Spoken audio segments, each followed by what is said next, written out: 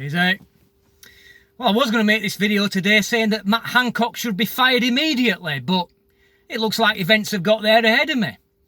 But Boris Johnson here has shown himself to be an utter failure because Ratt Hancock shouldn't have even had the chance to resign. He should have been fired from the minute that footage was exposed.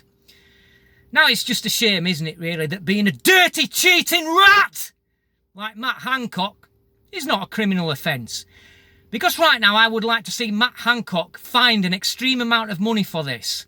Because if this had been any ordinary member of the public caught doing this, they would probably be facing a £10,000 fine right now.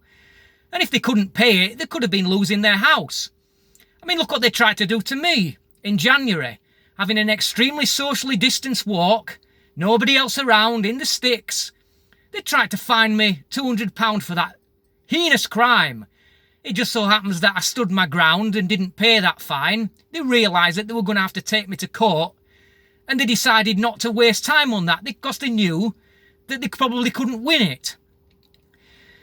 Now, there is a lot of leftists at the minute celebrating the fact that a Tory has been scalped. Well, I would like to remind those people who are celebrating right now is that the only reason that they're able to celebrate this is because in the UK we have this thing called a free press.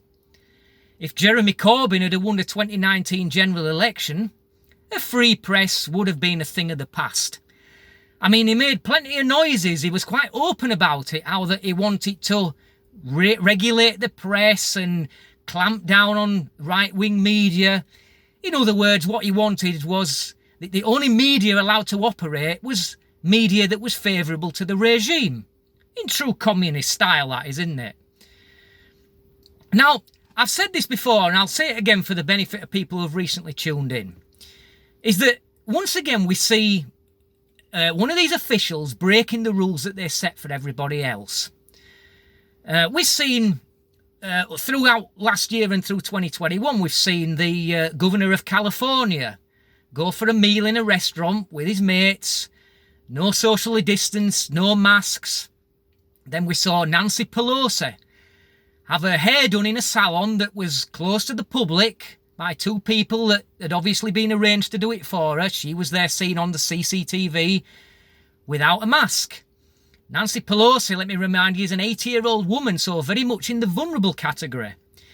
And then we saw the Premier of the state of Alberta in Canada just recently having a meal on the roof of a building. It looked like a big dining table had been put on the roof of a building for them to have this meal where nobody'd see them. But it just so happens that they got caught by drone footage.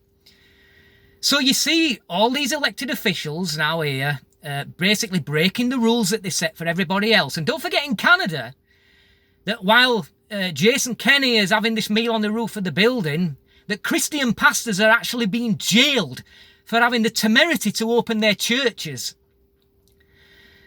So, why do they do this? Why do these elected officials do this? Make the rules and then break them themselves? Well, you could say that it's because they're arrogant and they think that the rules don't apply to them. That might very well be true. But I believe it's more than that. It's that these people know that there is nothing to fear from the virus itself. They know that the reaction to it is completely over the top and unnecessary.